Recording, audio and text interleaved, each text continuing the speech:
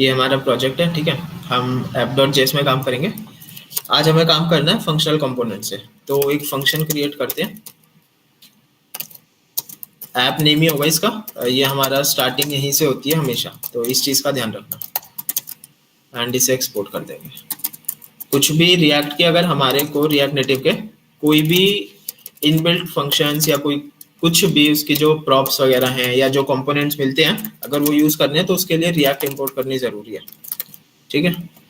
ये react import की।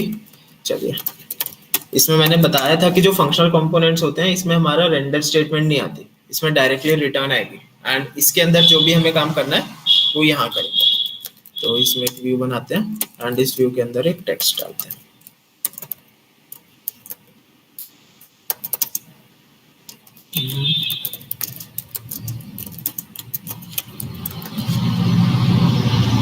Save किया एंड ये आ गया, ठीक है। तो ये हमारा फंक्शनल कंपोनेंट रन हो गया। चलिए, अब देखते हैं इसमें हम स्टाइल शीट इंपोर्ट कर लेते हैं नॉर्मल। एंड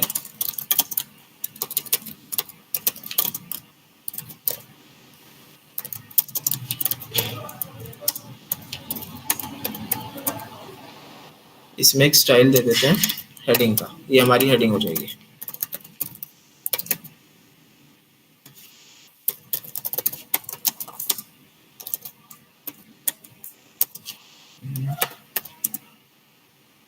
एंड देखो, अभी तक हमने देखा था हम मार्जिन, टॉप, बॉटम ये सब यूज करते थे, ठीक है। अब हमारे पास दो प्रॉपर्टीज और होती हैं, एक होता है मार्जिन वर्टिकल और एक होता है मार्जिन हॉरिजॉन्टल, ठीक है। तो अगर हम मार्जिन वर्टिकल यूज करेंगे तो ये टॉप और बॉटम दोनों पे मार्जिन दे देगी। टॉप से भी बॉटम आ गई 40 की एंड बॉटम पे भी आ गई 40 की। बॉटम पे दिख नहीं रहा क्योंकि कोई कंपोनेंट नहीं है, ठीक है। और जैसा हमने देखा था 2 क्लास पहले, डायमेंशंस के बारे में हमने देखा था, ठीक है। तो उससे हम डिवाइस विड्थ ले लेंगे।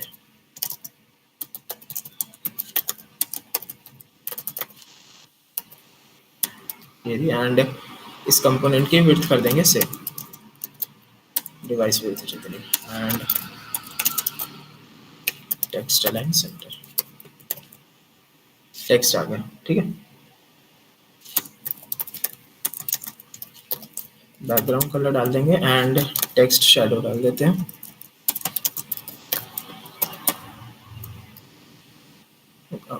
बैकग्राउंड कलर में कलर डाल दें। टेक्स्ट हो गया ब्लू एंड फॉन्ट वेट कर देंगे इसका bold.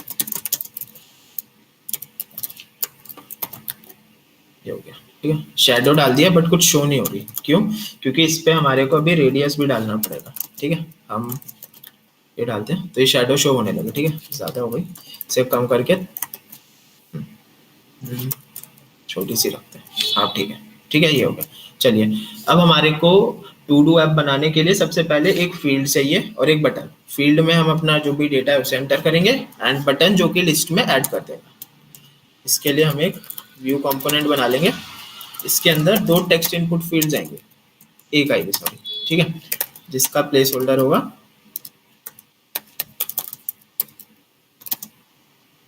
Enter the task and style दे देते हैं, ठीक है। ये आ गई। अब इसकी स्टाइलिंग करेंगे और एक व्यू कंपोनेंट और आएगा जिसके अंदर की हमारा टेक्स्ट होगा, ठीक है। टेक्स्ट क्या होगा? सिंपली प्लस का साइन, जो कि हमारी टू डू को ऐड कर देगा। ये अभी प्लस नीचे आ रहा है, इसे भी अभी सेट करते हैं। तो सबसे पहले हम इनपुट फील्ड की स्टाइलिंग कर लेते हैं।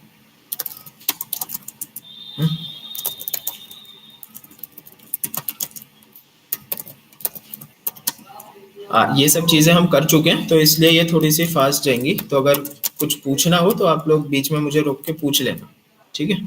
एंड इसकी विड्थ हम डिफाइन कर देंगे 3 टाइम्स कर लेते हैं। Device width by 4, 3/4 device width हो गई। एंड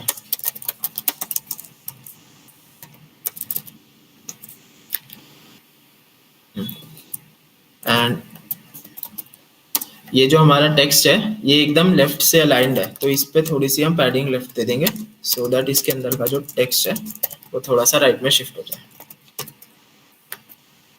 ठीक है। ओके, चलिए नाउ अब हमारे को इस प्लस बटन पर काम करना है। ये जो एक काम करते हैं, ये जो हमारा व्यू है ना, अभी क्या हो रहा है, हमारी इनपुट फील्ड ऊपर है, उसके साथ जो प्लस बटन है वो नीचे आ रहा है। हम चाहते हैं प्लस बटन यहीं पे आ जाए इसके आगे, ठीक है। तो उसके लिए हमारे पास अलाइनमेंट प्रॉपर्टी होती है। हम क्या करेंगे, जो इसका पेरेंट है यानी कि ये वाला व्यू, उसमें डिस्प्ले फ्लेक्स कर देंगे एंड फ्लेक्स डायरेक्शन का ऑप्शन होता है, फ्लेक्स डायरेक्शन रो कर देंगे। तो क्या होगा, इसके जितने भी कंपोनेंट्स है ना, अंदर के दो कंपोनेंट है, एक टेक्स्ट इनपुट और एक ये वाला व्यू, इन दोनों को वो रो फॉर्म में अलाइन कर देगी। देखो प्लस बटन यहाँ पे आ गया, ठीक है, ओके। और अब हो क्या रहा है, लेकिन जैसे ही हमारा फर्स्ट खत्म हुआ उसके तुरंत बाद सेकंड आ गया। तो हम चाहते हैं कि इनके बीच में और साइड्स में गैप आ जाए, ठीक है। तो उसके लिए हमारे पास प्रॉपर्टी होती है जस्टिफाई कंटेंट। जस्टिफाई कंटेंट इसमें अब 3-4 होती है। स्पेस अराउंड, मतलब वो एलिमेंट्स के आसपास स्पेस छोड़ देगी, ठीक है। स्पेस बिटवीन क्या करेगी, जितनी एक्स्ट्रा स्पेस है उतनी एक्स्ट्रा स्पेस को एलिमेंट्स के बीच में डाल देगी। अगर 4 एलिमेंट्स हैं तो उनके बीच में 3 स्पेसेस आएंगी, तो जितनी भी एक्स्ट्रा स्पेस है उसे 3 पार्ट्स में डिवाइड करके हर एलिमेंट के बीच में छोड़ देगी उतनी स्पेस। स्पेस इवनली क्या करती है, वो एलिमेंट्स की दोनों तरफ की स्पेस को काउंट करती है। स्पेस बिटवीन ने एंड और स्टार्टिंग वाली स्पेस को काउंट नहीं किया था, ठीक है। हम चाहते हैं कि साइड्स में भी स्पेस छूटे, बीच में भी, तो हम स्पेस इवनली कर देंगे। तो देखो यहाँ भी स्पेस छूट गई, बीच में भी स्पेस छूटी, और प्लस के बाद एंड में भी स्पेस छूटी, ठीक है। ये था स्पेस बिटवीन। अगर हम इसी की जगह एक सेकेंड अभी दिखाते हैं, बाकी 2 ऑप्शंस भी दिखाएंगे, उससे पहले प्लस पे थोड़ी सी स्टाइलिंग कर लेते हैं ताकि इजीली डिफरेंस पता चल जाए। Height 50 and text align centre कर देंगे एंड बैकग्राउंड कलर व्हाइट, और ओके सॉरी ये फॉन्ट साइज इस पे नहीं आएगा, ये यहाँ आएगा।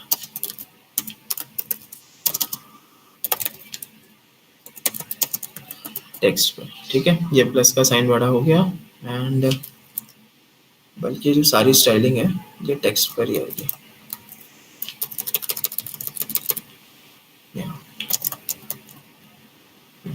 ठीक है, ओके, बैकग्राउंड कलर वाइट से ब्लू कर लेते हैं अभी के लिए। तो ये है, और इस पे बॉर्डर रेडियस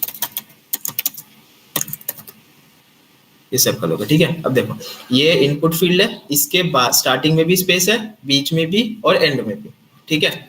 अब हम अगर ये जो जस्टिफाई कंटेंट था इसे स्पेस बिटवीन कर दें तो स्टार्टिंग और एंडिंग की स्पेस खत्म हो जाएगी। देखो जितनी भी स्पेस थी वो सारी की सारी बीच में लाइन हो गई, ठीक है।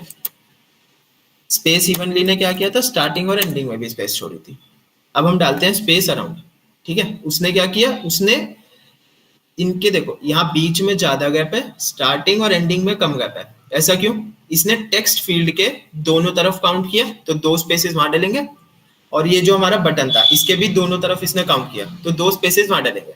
तो इसने टोटल एक्स्ट्रा स्पेस को 4 पार्ट्स में डिवाइड कर दिया, ठीक है। इसीलिए बीच में 2 स्पेस छूटे।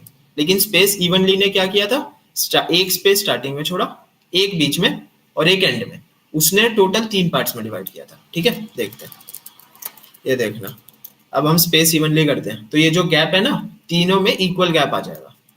देखो तीनों में इक्वल गैप हो गया, ठीक है। तो ये जो टेक्स्ट है इसमें थोड़ी सी पैडिंग फ्रॉम टॉप छोड़ देते हैं, ठीक है, ताकि जो हमारा बटन है वो बीच में आ जाएगा। एंड इसका फॉन्ट साइज इंक्रीज कर लेते हैं, ठीक है। बैकग्राउंड कलर हटा देते हैं, बैकग्राउंड कलर की नीड नहीं है, या थोड़ा सा ग्रेश कलर डाल देते हैं सो दैट डिफरेंशिएट हो जाए, ठीक है। यस, चलिए, ओके, ये हमारा प्लस बटन हो गया, ठीक है। ओके, ये प्लस का बटन है, यहाँ पे हम कुछ भी अपना टेक्स्ट एंटर कर सकते हैं, ठीक है। ये मैं जो चाहूँ वो टेक्स्ट इधर डल जाएगा। चलिए, ओके, अब हमें देखना है कि ये जो हमारी फील्ड है इसकी वैल्यू को हम हैंडल कैसे करेंगे, ठीक है। कल हमने देखा था अगर यही हमारा फंक्शनल कंपोनेंट की जगह क्लास कंपोनेंट होता तो हम स्टेट वेरिएबल यहाँ पे डिफाइन करते एंड उसकी वैल्यू सेट स्टेट करके उसकी वैल्यू अपडेट कर देते, उसे हम हैंडल कर लेते। बट वो जो स्टेट का ऑप्शन होता है ना, वो हमारे पास सिर्फ क्लास कंपोनेंट में होता है। अब फंक्शनल कंपोनेंट में तो स्टेट करके कुछ होता नहीं, तो उसे यूज करेंगे कैसे? इसके लिए रिएक्ट हमारे को एक चीज प्रोवाइड कराती है जिसे बोलते हैं रिएक्ट हुक्स। ठीक है, रिएक्ट हुक्स का क्या काम होता है? जो हमारी क्लास कंपोनेंट की फंक्शनैलिटीज हैं, वो सारी फंक्शनैलिटीज हमारे को फंक्शनल कंपोनेंट्स में प्रोवाइड करवाते हैं, जिनमें से एक हमारी फंक्शनैलिटी होती है स्टेट की। ठीक है, ऐसे ही और भी कई सारी फंक्शनैलिटीज होती हैं जो रिएक्ट के क्लास कंपोनेंट में है बट फंक्शनल कंपोनेंट में नहीं है। तो उन्हीं को यूज करने के लिए हमारे पास रिएक्ट हुक्स होते हैं। ठीक है, इन्हें भी हमें इंपोर्ट करना पड़ता है, रिएक्ट में से इंपोर्ट करेंगे। तो स्टेट को यूज करने के लिए जो हुक होता है उसे बोलते हैं यूज स्टेट। ठीक है, इसे यूज कैसे करेंगे? देखो, हम एक second, note and set note, ये रहा। हमने क्या किया, हमने यहाँ पे एक वेरिएबल बनाया है नोट नाम से। ठीक है, अब ये जो आपको लाइन दिख रही है ना, इसका मतलब क्या है? एक वेरिएबल है नोट, ठीक है, और सेट नोट एक फंक्शन है जो कि इस नोट की वैल्यू को अपडेट करेगा। यही इसका सिंटैक्स होता है, आपको ऐसे ही बनाना पड़ेगा। ठीक है, पहला वेरिएबल होगा, सेकंड एक फंक्शन होता है जो कि फर्स्ट वेरिएबल की वैल्यू को अपडेट करेगा। ठीक है, यूज स्टेट हम हुक यूज कर रहे हैं, इसको हमने इससे अटैच कर दिया, हुक को सेट नोट और नोट से अटैच कर दिया। ठीक है, अब जहां भी हमें यूज करना है हम नोट को और सेट नोट को यूज कर सकते हैं। देखते हैं, चलिए। तो हमने देखा था जब टेक्स्ट इनपुट फील्ड्स की हमें वैल्यू को एडिट करना होता है, तो उसके लिए हमारे पास ऑप्शन होता है ऑन चेंज टेक्स्ट का, है ना, ये रहा। इसके अंदर हम सिंपली अपना सेट नोट पास कर देंगे। तो मैंने बताया था जो ऑन चेंज टेक्स्ट होता है वो हमारी इनपुट फील्ड की वैल्यू को लेता है बाय डिफॉल्ट। ठीक है, तो वो इस वैल्यू को लेगा एंड सेट नोट में पास कर देगा। तो होगा क्या, ये जो सेट नोट है ये नोट के अंदर वैल्यू को अपडेट कर देगा। ठीक है, देखते हैं, चलिए। तो ये जो टेक्स्ट है, इस टेक्स्ट को हम एक टचेबल ओपेसिटी में डालते हैं ताकि ये क्लिकेबल बन जाए।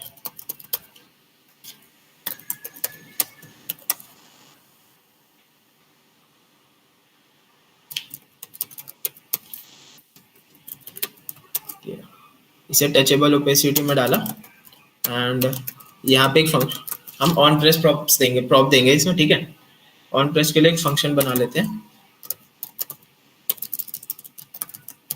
Add node. अब अगर याद हो तो मैंने बताया था कि ये हम फंक्शन बना रहे हैं। तो फंक्शन बनाने के लिए अगर हम फंक्शनल कंपोनेंट में काम कर रहे हैं तो उससे पहले हमारे को डेटा टाइप डिफाइन करना पड़ेगा कॉन्स्ट। ठीक है, तो ये हमारा फंक्शन बन गया एंड यहाँ पे हम इसे कॉल कर लेंगे ऐड नोड। ठीक है, चलिए। अब होगा क्या, इसके अंदर हम जस्ट अपने नोट को प्रिंट करके देखते हैं। ठीक है, नोट को प्रिंट करते हैं, सेव किया। अब होना क्या चाहिए, जब हम इसमें इनपुट फील्ड में वैल्यू चेंज करेंगे तो वो सेट नोट को कॉल करेगा और सेट नोट इस नोट वेरिएबल में हमारी वैल्यू को ऐड कर देगा। ठीक है, और फिर जब हम उस प्लस बटन पे क्लिक करेंगे तो ये नोट की वैल्यू हमारी प्रिंट हो जाएगी। देखते हैं, सॉरी यहाँ नहीं, यहाँ पे।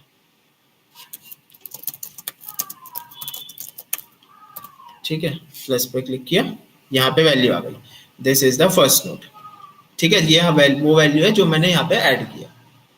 ये जो हम रिएक्ट हुक से काम करते हैं ये डायरेक्टली स्टेट वेरिएबल्स नहीं होते, लेकिन इनडायरेक्टली उन्हीं की तरह ट्रीट होते हैं। क्लास कंपोनेंट्स में क्या था, जैसे ही कोई हम स्टेट वेरिएबल की वैल्यू अपडेट करते हैं, जो उसके अंदर रेंडर फंक्शन था, यानी कि जितना पार्ट हमने मेन डिस्प्ले हो रहा था जो कोड है ना, वो सारा पार्ट दोबारा से रेंडर होता था और स्टेट की वैल्यू अपडेट हो जाती थी। सेम काम इसमें भी होता है। जैसे ही हम यूज स्टेट, जिस भी ये जो यूज स्टेट हुक है जिस भी वेरिएबल से अटैच्ड है, जैसे ही उसकी वैल्यू अपडेट होगी, हमारा जो स्क्रीन पे कंपोनेंट रेंडर हो रखा है वो दोबारा से अपडेट हो जाता है ताकि ये वैल्यू डायनामिकली हम अपडेट कर सकें। ठीक है, ये हमारे नोट की वैल्यू हमारे पास आ रही है जो करंट नोट है। ठीक है, इनपुट फील्ड की तो वैल्यू हमने मैनेज कर ली।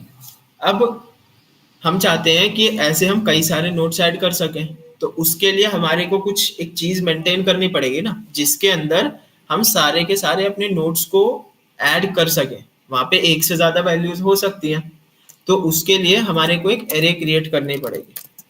ठीक है, तो हम एक वेरिएबल बना लेते हैं नोट्स का। एंड सेट नोट्स उसका फंक्शन हो जाएगा, ये यूज स्टेट से अटैच हो जाएगा एंड ठीक है। इसके अंदर यूज स्टेट में जो हम ब्रैकेट्स है ना, उसके अंदर हम इनिशियल वैल्यू पास करते हैं इस वेरिएबल की। इनिशियली मेरा नोट्स वेरिएबल एम्प्टी एरे है, तो इसलिए मैंने यहाँ पे ब्लैंक एरे पास किया। अगर मैं कुछ भी डिफाइन नहीं करता तो वो वेरिएबल मेरा एज नल वो हो जाता है, इनिशियलाइज हो जाता है। ठीक है, अभी दिखाता हूँ। देखो, हमने नोट भी प्रिंट किया है, साथ साथ हम नोट्स वेरिएबल को भी प्रिंट करते हैं, सेव किया। अभी यहाँ मैंने कुछ नहीं डाल रखा, तो अगर मैं प्लस पे क्लिक करूंगा तो जो भी डिफॉल्ट वैल्यू है वो आ जाएगी। देखो, डिफॉल्ट वैल्यू नोट वेरिएबल की अनडिफाइंड आ गई, क्योंकि यहाँ हमने कुछ पास ही नहीं किया था, कोई डिफॉल्ट वैल्यू है ही नहीं उसमें, तो अनडिफाइंड। और जो नोट्स था उसकी एम्प्टी एरे आ गई।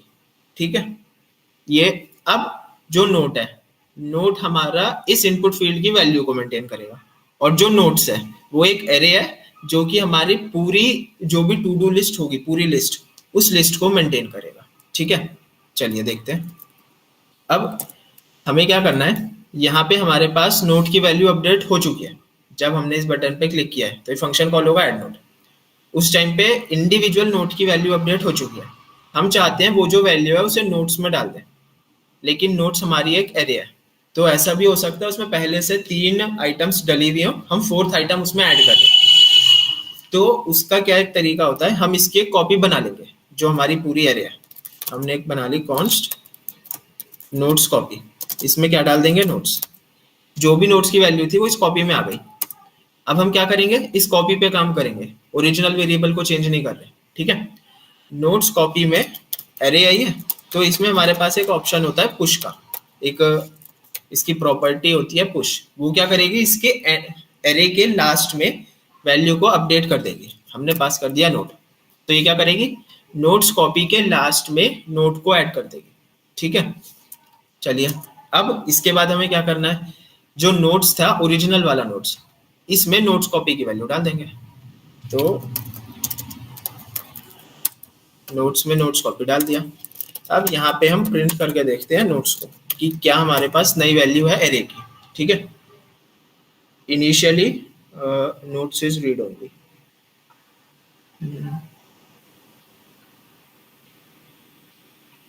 यहाँ से कॉन्स्ट कीवर्ड की वजह से इशू हो रहा है गेस।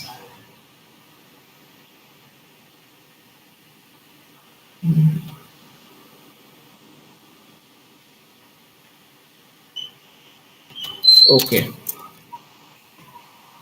I guess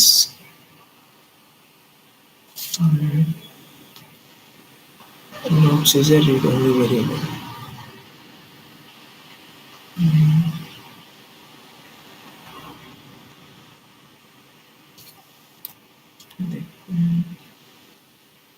अभी भी error है। ओह सॉरी, देखो हमने क्या कर दिया, हमने नोट्स में डायरेक्टली नोट्स कॉपी डाल दिया, लेकिन मैंने बताया था हम ऐसे नहीं कर सकते।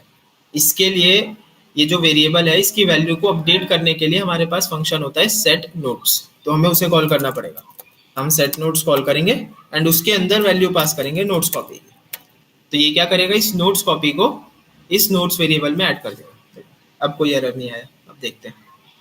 हाँ, अभी इनिशियली नोट्स एरे हमारी एम्प्टी है। ठीक है, अनडिफाइंड पड़ी हुई है वो।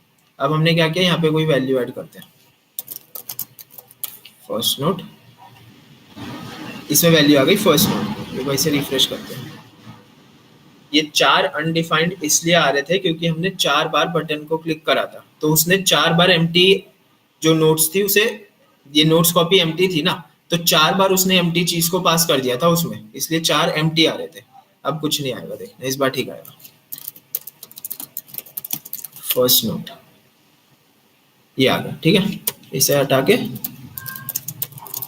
सेकेंड नोट, ये देखो फर्स्ट नोट के बाद सेकेंड वैल्यू आ गई। अगर हम इसी के आगे कुछ डाल देते हैं, इसी में अपडेट करते हैं, this is the second note, तो अब थर्ड वैल्यू एंटर हो जाएगी, दिस इज द सेकेंड। ठीक है, तो ये वैल्यूज हमारे पास ऐड हो रही है, लेकिन अब इसमें 2 चीजें हो रही है। अगर मैं एम्प्टी फील्ड है, मैं एम्प्टी फील्ड पे अगर वैल्यू ऐड करता हूँ तो उसने एम्प्टी भी ऐड कर दी, लेकिन ऐसा तो होना नहीं चाहिए। अगर मैं बिना कुछ करे, बिना कुछ वैल्यू लिखे ऐड करने की कोशिश करूँ तो कुछ भी नहीं होना चाहिए। तो उसके लिए हम यहाँ पे एक चेक लगा देंगे, इफ क्या, जो हमारा नोट है उसकी लेंथ अगर 0 है, if its length is 0, sorry if its length is non 0, तभी हमारे को ये काम परफॉर्म कर, ये टास्क परफॉर्म करने, ठीक है। अगर लेंथ नॉन 0 है तभी उसकी कॉपी बनाओ, उसे पुश करो, उसमें वैल्यू को पुश करो एंड उस नोट्स को फाइनल वेरिएबल में अपडेट कर दो। अगर उसकी लेंथ 0 है, मतलब कुछ भी नहीं है, तो हमें कुछ परफॉर्म ही नहीं करना, तो ऐसे ही रहने देते हैं। तो सिंपली ये कंसोल लॉग हो जाएगी नोट्स की वैल्यू। अभी देखते हैं, ठीक है। चलिए, अभी एम्प्टी है, तो सिंपली वैल्यू उसी की जो थी प्रिंट हो गई, लेकिन कुछ नई वैल्यू उसमें ऐड नहीं हुई। देखो, हम कितने भी बार करें कोई नई वैल्यू ऐड नहीं हो रही, ठीक है। अब हम डालते हैं कोई, हमने वैल्यू डाली, अब वो वैल्यू ऐड होगी, और अगर इसे यहाँ से हटा के दोबारा से ऐड करेंगे तो कोई कोई वैल्यू ऐड नहीं हो रही, ठीक है। ये हमने इसके लिए चेक लगा दिया। अभी एक चीज और करनी है, जैसे हमने एक यहाँ पे कुछ, सॉरी, हम यहाँ पे अगर कोई वैल्यू डालते हैं तो वो यहाँ से डिलीट नहीं हो रही, यहाँ पे पड़ी हुई है, हमें मैन्युअली उसे हटाना पड़ेगा, ठीक है। तो हम चाहते हैं कि जैसे ही हमारी वैल्यू ऐड हो चुकी, तो ये जो नोट है ये वापस से एम्प्टी हो जाए। तो उसके लिए ये जो हमारा इफ कंडीशन है, इसके अंदर सेट नोट कर देंगे और कुछ भी पास नहीं करेंगे, तो वो एम्प्टी से उसे इनिशियलाइज कर देगा, ठीक है। चलिए, यहाँ पे है, वैल्यू डाली, एरर आ गई, नोट डॉट लेंथ, ये इसे हमें ऐसे पास करना पड़ेगा, एम्प्टी एरे पास कर रहे हैं ना, ठीक है। यहाँ पे रीलोड करते हैं, तो एक नोट ऐड किया, नोट ऐड हो गया, लेकिन देखो यहाँ से वैल्यू तो डिलीट हुई नहीं। क्यों? ये इसलिए डिलीट नहीं हुई क्योंकि ये जो टेक्स्ट इनपुट फील्ड है ना, हमें यहाँ पे एक और पैरामीटर प्रॉप पास करना पड़ेगा वैल्यू का। यहाँ पे हम पास करेंगे नोट, ये क्या करेगा, इसकी जो इनपुट फील्ड की जो वैल्यू है अब वो नोट हो जाएगी। अगर मैं नोट की इनिशियल वैल्यू को मैंने कर दिया, ये मैंने नोट की इनिशियल वैल्यू डाल दी, और ये जो नोट की वैल्यू है ये मेरी इनपुट फील्ड पे डिस्प्ले हो रही है, तो यहाँ पे देखना फर्स्ट नोट डिस्प्ले होने लगा, है ना। तो ऐसे ही जब हम यहाँ पे सेट नोट को एम्प्टी सेट कर रहे हैं दोबारा, तो वो यहाँ पे भी हमारा चेंज रिफ्लेक्ट होगा। पहले नहीं हो रहा था क्योंकि इस पे कोई वैल्यू एडेड नहीं थी, ठीक है। हमने ऐड किया, नई वैल्यू डाली, प्लस करते हैं, तो देखो ये एम्प्टी हो गया, और वो हमारी वैल्यू जो है वो सेट नोट्स, इस नोट्स वेरिएबल में जाके ऐड हो चुकी है, ठीक है। हमारी वैल्यू तो जाके ऐड हो रही है, लेकिन वो वैल्यू हमें डिस्प्ले नहीं हो रही, ठीक है। अब हमारा काम है उस वैल्यू को डिस्प्ले कराना, उसे देखते हैं। काम करते हैं, ये जो स्टाइलिंग है इसे यहाँ से हटा लेते हैं। ये हमारा फॉर्म है, तो एक इधर डाल दिया, यानी यहाँ पे हम स्टाइल कंपोनेंट ऐड कर देंगे फॉर्म का, ठीक है। एंड ये कौन सा बटन है, तो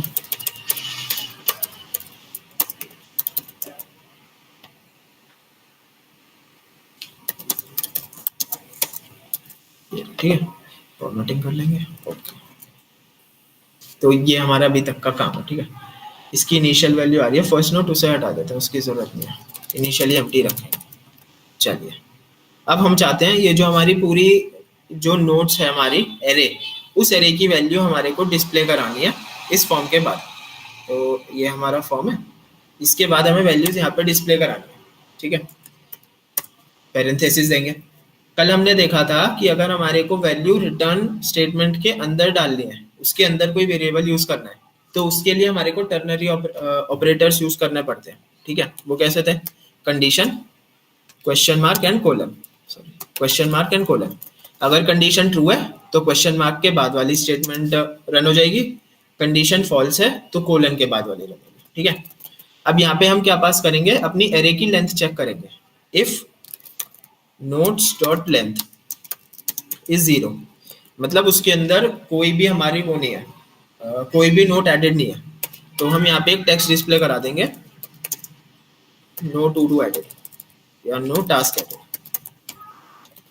अदरवाइज अगर उसके अंदर कुछ है तो इसमें भी काम करते हैं। अभी के लिए इसे हम सिंपल रख देते हैं, यहाँ पे हम दिखा देंगे टू डू की लेंथ। तो जो हमारी नोट्स है नोट्स उसकी लेंथ यहाँ पे डिस्प्ले करा देंगे। ठीक है, देखते हैं। चलिए, अभी कोई भी टास्क नहीं है तो नो टास्क एडेड। अब हम यहाँ पे कुछ डालते हैं। ठीक है, तो यहाँ पे उसकी लेंथ आ गई 1। ये विजिबल नहीं होगा आई गेस।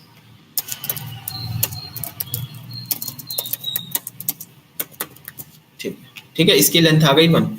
हम एक और डालते हैं।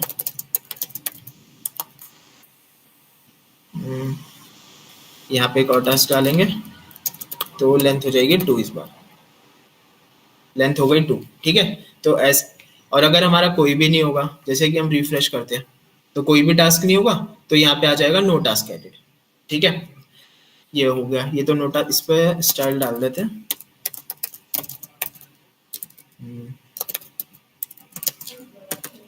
फॉन्ट साइज एंड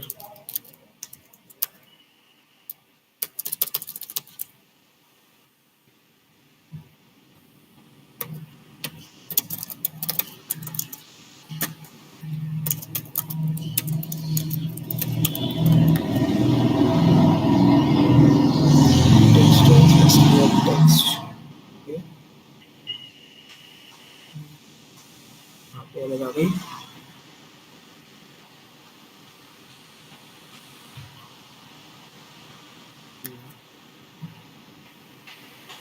किस चीज में लगा दिया है? ओके, ये कॉमा लगा रह गया, उसकी वजह से एरर आ रही थी। ठीक है, तो सेव करते हैं। हाँ, नो टास्क एडिट आ गया। इसे थोड़ा सा स्टाइल और कर देते हैं। ये हो गया टास्क सेंटर में। ठीक है, नो टास्क। अब अगर हमारा टास्क है तो हमें क्या करना है, हमारे को यहाँ पे नोट्स एरे को डिस्प्ले कराना है। ठीक है, अब अगर मैं डायरेक्टली एक टेक्स्ट के अंदर डाल के अपनी पूरी नोट्स एरे को डिस्प्ले करा दूंगा तो एरर आ जाएगा, वो डिस्प्ले ही नहीं होने का। देखते हैं, ऐड करते हैं। ठीक है, देखो एक वैल्यू आ गई। ठीक है, अब यहाँ पे हम डालते हैं दूसरी, दूसरी वैल्यू भी आ गई। लेकिन हो क्या रहा है, हम इसे स्टाइल नहीं कर पा रहे। एक के बाद एक ये जस्ट वैल्यूज को दिखाए, डिस्प्ले कराए जा रहा है। हम इन्हें अपने हिसाब से स्टाइल नहीं कर पा रहे। ठीक है, अब इन्हें अगर हमें स्टाइल करना है तो हमें इंडिविजुअल इनकी मैपिंग करनी पड़ेगी। ठीक है, उसके लिए हमारे पास एक जावास्क्रिप्ट का फंक्शन होता है मैप। तो कैसे यूज होगा, नोट्स डॉट मैप। ये क्या करेगा, नोट्स एरे में जितने भी कंपोनेंट्स हैं उन्हें इंडिविजुअली हमारे को देता रहेगा। ठीक है, फॉर एग्जाम्पल हमारे पास नोट्स एरे के अंदर 10 कंपोनेंट्स हैं। तो ये क्या करेगा, बारी बारी से सबके ऊपर इटरेट करेगा। तो पहले हमारे को फर्स्ट नोट देगा, फिर सेकंड, फिर थर्ड, फिर फोर्थ। तो हम उनके ऊपर काम कर सकते हैं। ठीक है, हम क्या करेंगे, उनकी वैल्यू को डिस्प्ले कराते हैं। टेक्स्ट, टेक्स्ट डिस्प्ले कराएंगे। ठीक है, इस टेक्स्ट के अंदर जो हमारे को यहाँ पे नोट मिला है, इस नोट को डिस्प्ले करा देंगे। ये रहा। तो इस नोट को डिस्प्ले कराते हैं। ठीक है, चलिए अब दोबारा रिफ्रेश करके करते हैं। इनिशियली नो टास्क, तो first note, then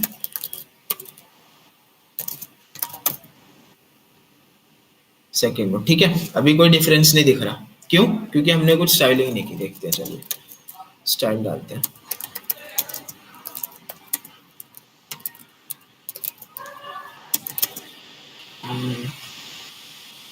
font size डाल दिया 22। देखो फॉन्ट साइज बड़ा हो गया। ठीक है, सॉरी। ठीक है, और क्या कर सकते हैं, नोट्स हैं। चलिए इन्हें लेते हैं, इन्हें एक व्यू में डाल देंगे ताकि इस पे हमारे को और भी ज़्यादा फंक्शनैलिटी मिल जाए। व्यू के अंदर डालते हैं। ठीक है, एंड इसकी विड्थ कर देंगे 100%, यानी कि डिवाइस विड्थ के इक्वल। ठीक है, तो ये नेक्स्ट लाइन में आ गया। अब ये हो गया, और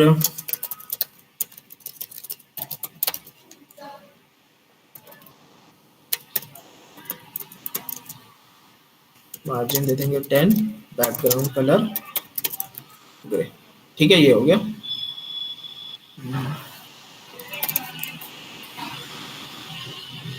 ओके, ये अच्छा, ये चीज़ हमें टेक्स्ट पे नहीं देके हमें व्यू पे देनी पड़ेगी। ये जो मार्जिन है ये हम इधर देते हैं। हम्म,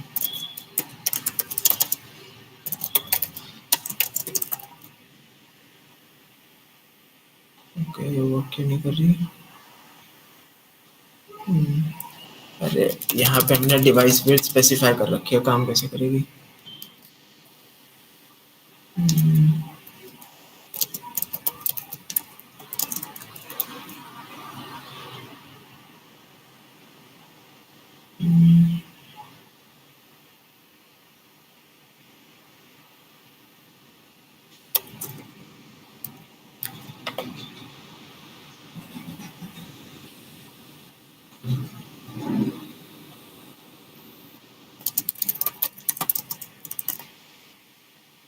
बॉर्डर रेडियस आ गया एंड पैडिंग लेफ्ट से दे देंगे।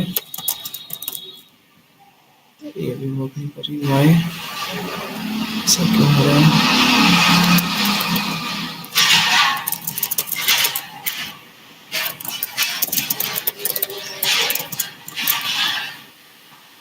ये भी वर्क नहीं कर रहा।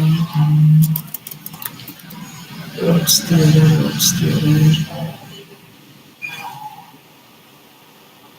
ये क्या कह रहे हैं? Each child in a list should have a unique prop. Okay, देखो, जब हम एरे पे map component map function use करते हैं ना, तो है क्या, उसने इंडिविजुअल कंपोनेंट्स को मैप कर दिया। अब उसने तो मैप कर दिया, वो खुद उन्हें डिटेक्ट कैसे करेगा? तो उसके लिए हमारे को हर एक कंपोनेंट के अंदर एक यूनिक पैरामीटर पास करना पड़ता है, जो कि होता है की। ठीक है।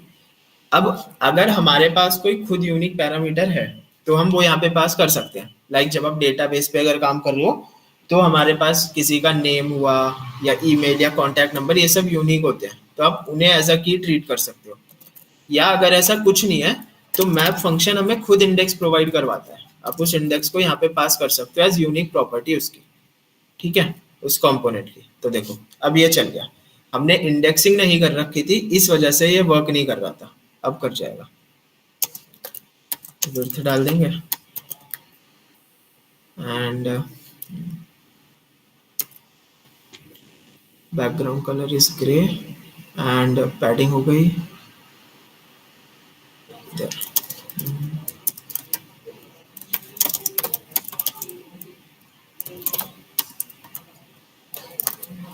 Device width and okay.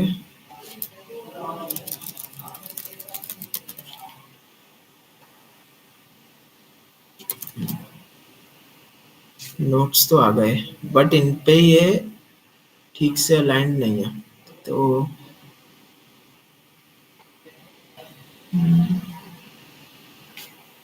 Border radius इधर देंगे। ये रहा, तो ये भी अलग अलग नोट्स हैं। सो width is okay। अगर हम width मैनुअली स्पेसिफाई करें, then what's the issue?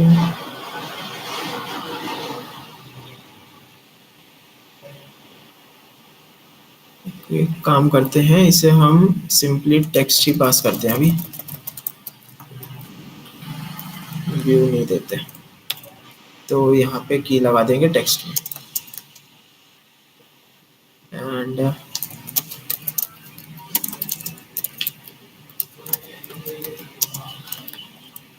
Okay. Border radius तो गिवन है 10। ये वर्क नहीं कर रहा।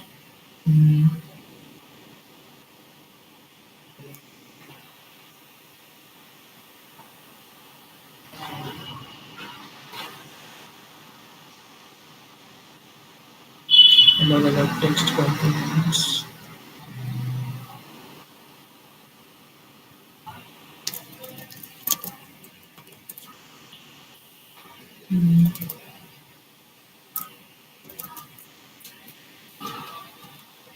काम करते हैं, display flex and flex direction column, ये पेरेंट पे जाएगी। तो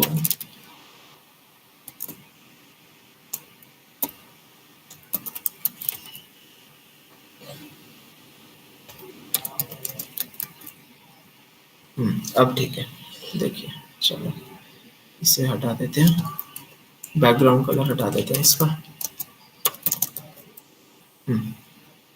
एंड इसका भी हटा देंगे।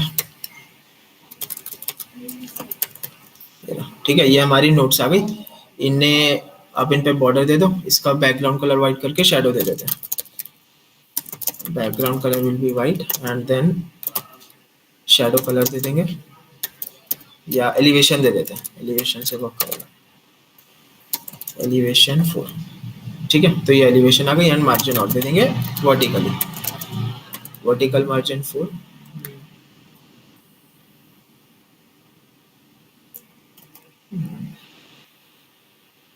ये font size, margin, border radius, and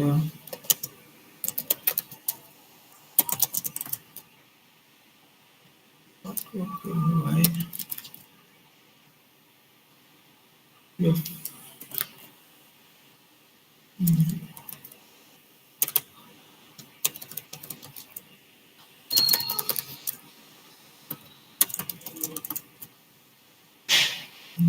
भी वर्क नहीं कर रही। ओके, देखते हैं अभी क्यों नहीं कर रही।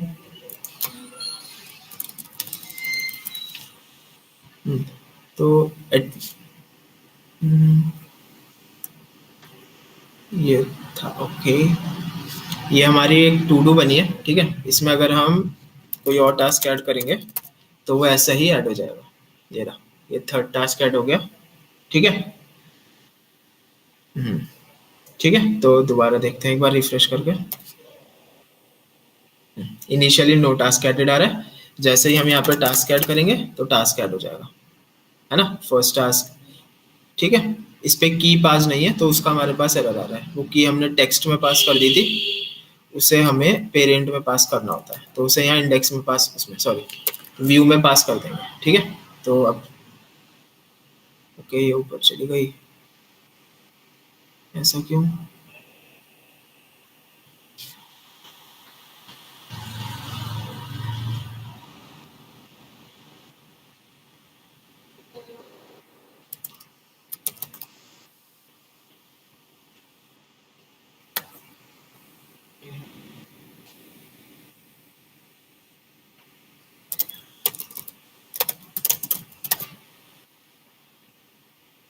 अभी ठीक चल रहा है, ये वाला पार्ट है। ठीक है, इसमें हो क्या रहा था, हमने ना यहाँ पे एक और टेक्स्ट डाल रखा था। ये जो अब हम व्यू यूज कर रहे हैं, इस व्यू की जगह हमने टेक्स्ट टैग डाल रखा था, तो उसकी वजह से क्या हो रहा था, सारे एलिमेंट्स जो थे वो ठीक से अलाइन नहीं हो पा रहे थे एंड एक के साथ एक आ रहे थे। ठीक है, हमने यहाँ पे इसे व्यू किया एंड उसके बाद जैसे हम नॉर्मल स्टाइलिंग कलर ऐड कर रहे थे, मार्जिन, बॉर्डर रेडियस, वही सब दी हमने, एंड उसके बाद वो एग्जैक्टली वैसे ही वर्क करेगा। ठीक है, इसका